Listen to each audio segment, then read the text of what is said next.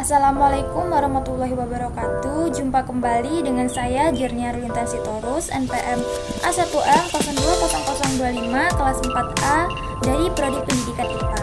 Pada kesempatan ini saya akan kembali membuat video pembelajaran ataupun penjelasan materi tentang fungsi-fungsi manajemen pada mata kuliah pengelolaan pendidikan dengan dosen pengampu Bapak Dr. Muhammad Kristiawan MPD. Pada materi fungsi-fungsi manajemen akan ada 4 topik yang dibahas, yaitu yang pertama perencanaan, yang kedua pengorganisasian, yang ketiga penggerakan, dan yang terakhir yaitu pengawasan. Pada topik pertama perencanaan, di sini fungsi perencanaan adalah sebagai pedoman pelaksanaan dan pengendalian, menentukan strategi pelaksanaan kegiatan, menentukan tujuan atau kerangka tindakan untuk mencapai tujuan tertentu. Jadi, dalam menentukan rencana harus dilakukan secara matang, yaitu dengan melakukan kajian secara sistematis sesuai dengan kondisi organisasi dan kemampuan sumber daya dengan tetap mengacu pada visi dan misi organisasi tersebut. Dalam perencanaan, adapun hal yang perlu diperhatikan adalah menetapkan tentang apa yang harus dikerjakan, kapan, dan bagaimana melakukannya, serta membatasi sasaran dan menetapkan pelaksanaan kerja untuk mencapai efektivitas maksimum melalui proses penentuan target, mengembangkan alternatif rencana, mempersiapkan dan mengkomunikasikan rencana-rencana dan keputusan-keputusan tersebut. Selanjutnya, adapun langkah-langkah dalam perencanaan menurut Asmendri tahun 2012 halaman 15, yaitu yang pertama, kita harus menentukan dan merumuskan tujuan yang hendak dicapai. Yang kedua, meneliti masalah atau pekerjaan yang akan dilakukan.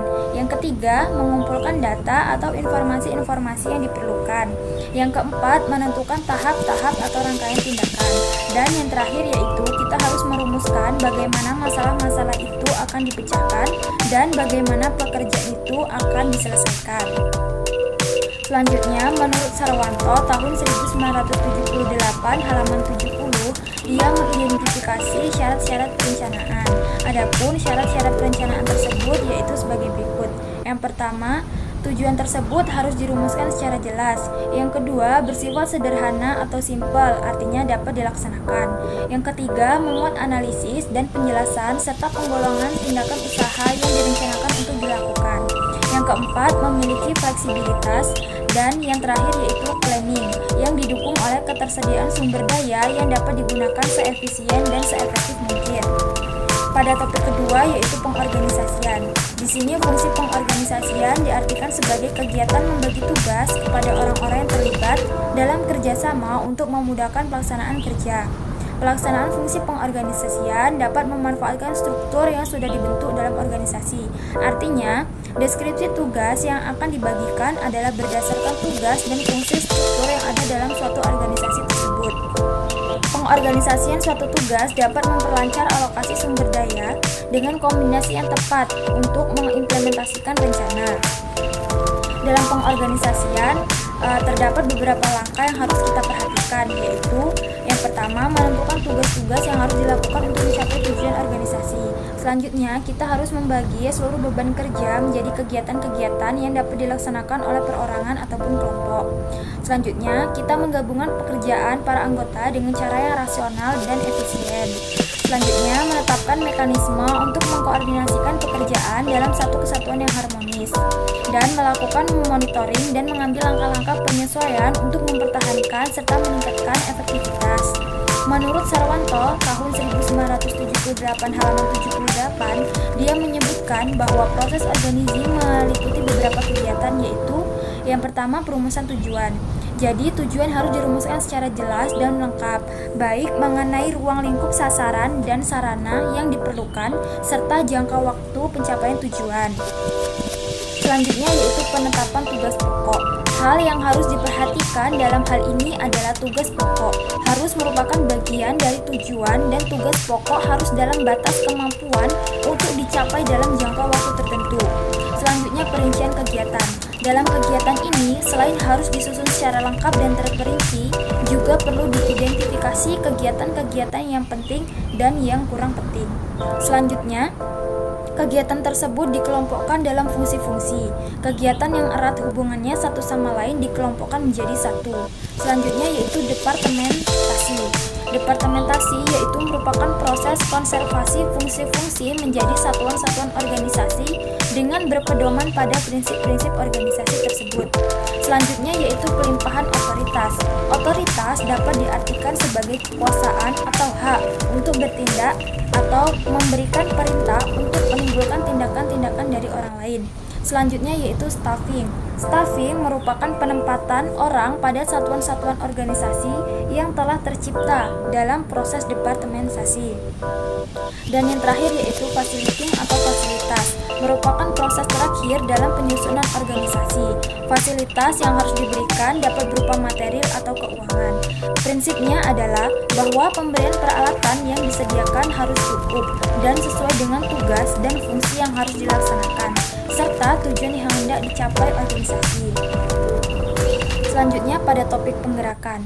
Di sini Terry mendefinisikan bahwa penggerakan atau actuating adalah tindakan untuk mengusahakan agar semua anggota kelompok suka berusaha untuk mencapai sasaran, agar sesuai dengan perencanaan, manajerial, dan usaha-usaha organisasi tersebut. Di sini Terry juga menyatakan bahwa sukses dalam manajemen sebagian dipengaruhi oleh beberapa hal, yaitu yang pertama mendapatkan orang-orang yang cakap, yang kedua mengatakan kepada mereka apa yang hendak dicapai, dan bagaimana cara mengerjakan apa yang kita inginkan. Yang ketiga yaitu memberikan otoritas kepada mereka. Yang keempat yaitu menginspirasi mereka dengan kepercayaan untuk mencapai sasaran. Di sini pada topik yang terakhir yaitu pengawasan. Pengawasan adalah proses penentuan apa yang dicapai, berkaitan dengan standar apa yang sedang dihasilkan, penilaian pelaksanaan atau performansi, serta bila mana perlu diambil tindakan korektif. Di sini tujuan pengawasan menurut konsep sistem adalah membantu mempertahankan hasil atau output yang sesuai dengan syarat-syarat sistem.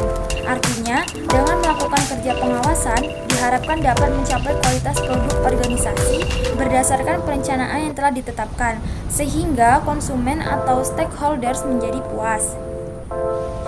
Adapun agar kegiatan pengawasan berjalan secara efektif, maka perlu dilakukan melalui dengan 3 tahapan, yaitu yang pertama tahapan penetapan alat pengukur atau standar, yang kedua tahapan mengadakan penilaian atau evaluasi, dan yang ketiga yaitu mengadakan tindakan perbaikan.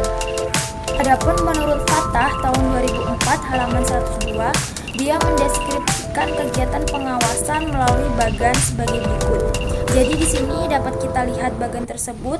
Yang pertama, dalam mendeskripsikan kegiatan pengawasan, kita harus menetapkan standar untuk mengukur prestasi. Setelah kita menetapkan standar untuk mengukur prestasi, maka selanjutnya kita akan mengukur prestasi kerja. Setelah itu, kita akan menentukan apakah prestasi tersebut memenuhi standar atau tidak. Jika prestasi tersebut tidak memenuhi standar, maka kita harus mengambil tindakan korektif. Tetapi jika prestasi tersebut telah memenuhi standar, maka kita tidak perlu lagi melakukan apa-apa. Selanjutnya menurut Manulang tahun 1987, dia merumuskan fungsi manajemen terdiri atas yang pertama forecasting. Forecasting yang merupakan kegiatan meramalkan, memproyeksikan, atau mengadakan taksiran terhadap kemungkinan yang akan terjadi sebelum sesuatu direncanakan. Selanjutnya planning. Planning termasuk budgeting, fungsi manajemen dalam menetapkan tujuan yang ingin dicapai oleh organisasi. Selanjutnya organizing, merupakan mengelompokkan kegiatan yang ingin diperlukan, yakni penetapan susunan organisasi serta tugas dan fungsi-fungsi dari setiap unit yang ada di dalam organisasi, serta menetapkan kedudukan antara masing-masing unit. Selanjutnya staffing atau assembling resources, berhubungan dengan penerapan orang-orang yang akan mengampu masing-masing jabatan yang ada di dalam organisasi tersebut.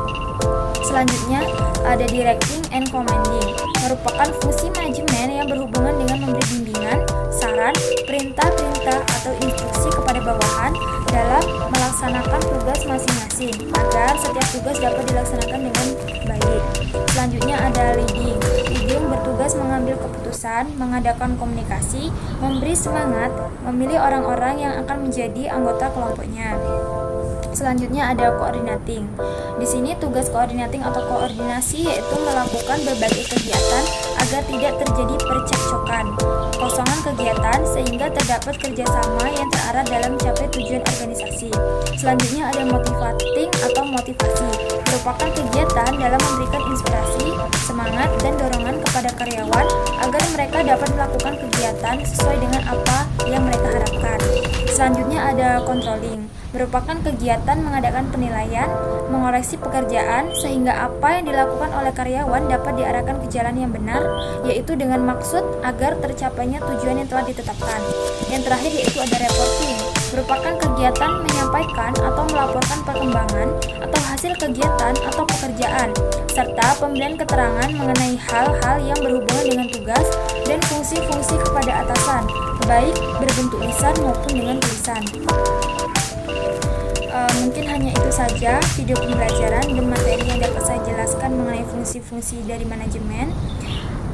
Segala kekurangannya saya mohon maaf. Saya akhiri. Wassalamualaikum warahmatullahi wabarakatuh.